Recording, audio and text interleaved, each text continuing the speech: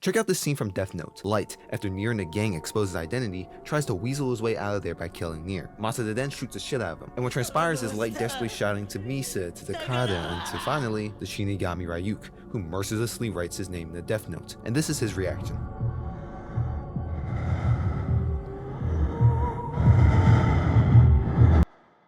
Light is a narcissistic, arrogant, sadistic son of a bitch. Character traits that are further exaggerated in his characters here. He portrays himself as this godly messiah. In his final moments, he bleeds, he begs, he streaks for his life. This is just one example of someone in the face of death, staring the end of their life in its eyes. Except in this case, he turns his back trying to run. But what about someone who refused to run? Someone who stood standing tall to the bitter end. Marineford had so many major players duking it out ferociously, and yet there was one man who stood tallest, one man who fought the hardest, one man whose character still shakes me to my very core, and that is Whitebeard. Can you imagine life after death? Can you envision a world where your family and friends have to live on without you? As morbid as it sounds, it's the reality that we'll all bite the bullet one day, and the world will just have to move on.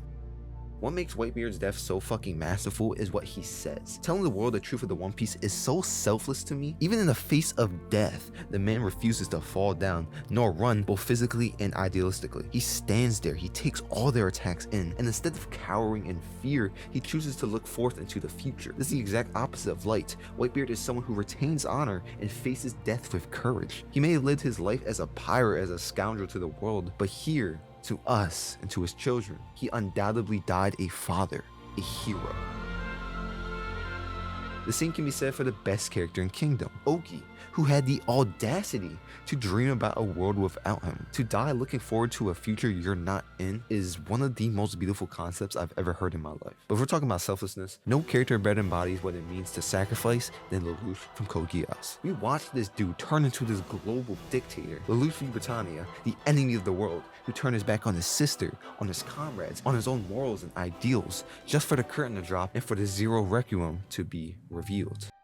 Lelouch is willing to sacrifice his life, his simple desire to live with his sister, to carve out a future of peace for everyone but himself. But not only his life, but his reputation, his legacy. Few, if any, will ever remember Lelouch as the hero, only the villain who deserved death. I love this ending. I feel it takes Lelouch, an already fascinating and multifaceted character, and adds so much weight. To sacrifice so much without any recognition or acknowledgement, it's probably the most selfless act I've ever seen in fiction, period. Fucking hell, what a character.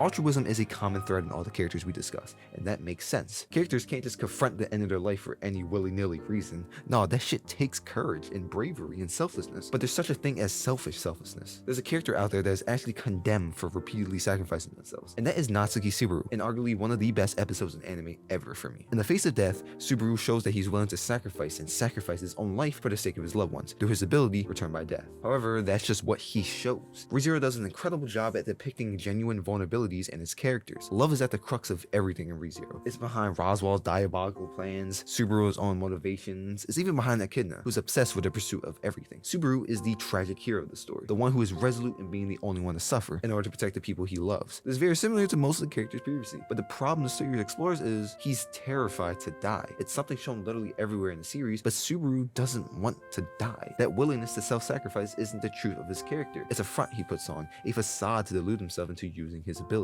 The truth is, Subaru doesn't value his own life, but rather the lives of his loved ones. He never wants to lose someone like he lost Rem again, so he chooses to take it all in for himself, shelling up and trying to control everything. But here, in this episode, he finally realizes that he can love himself. 俺の好きな人たちに好きだと思ってもらえてるって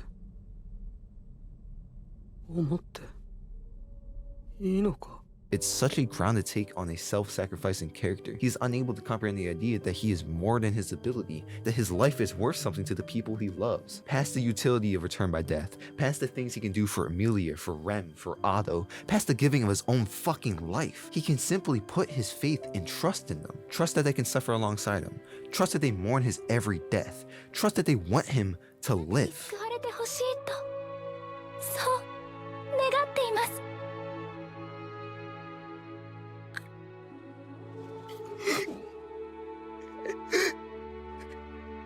What does it mean to live? This question may seem a little out of place in the video about death, but the tear-inducing I want to eat your pancreas spends its entire runtime focusing on this, and its answer is absolutely beautiful. At the center of this movie is Sakura, a girl who's diagnosed with pancreatic cancer and will die soon. Don't get it twisted, there is literally no hope for her. We see her funeral in the first fucking scene of the movie. The other protagonist is a lone wolf. Haruki likes to fly solo. He doesn't like other people, and other people don't like him. It's clear from the get-go that he's pretty apathetic, antisocial. He doesn't care for having human relationships. Sakura, on the other hand, is very outgoing, cheerful, a lot of friends. She's literally the antithesis of him. And in true heartbreaking fashion, as the two spend more time together, they grow a complex bond. A bond that, while having very romantic undertones, is a lot more grounded, soulful. Haruki learns the joy of having someone as company, while Sakura is able to spend the last little bits of her life with a sense of normalcy. And then she gets hospitalized. And there, Haruki asks the big question. 生きるっていうのはどういうこと？ And what she says turns his entire world over.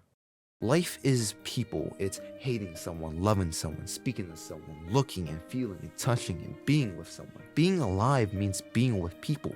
People define your existence. Like I said with every character today, death is scary. Sakura herself cries alone at the thought of her inevitable demise. She's terrified at the thought of dying. We all are. But what the movie conveys to us is to not dwell on the hopelessness of it all, but rather understand that it is the threat of dying that pushes us to live to the fullest. Yes, Sakura's cancer is terrible and her death is fucking crushing, but that unshakable bond that forms between them would have never blossomed without it. It's a testament to the lives that we live, that we should live to the fullest. Because in the face of death, I think you should go out with people by your side.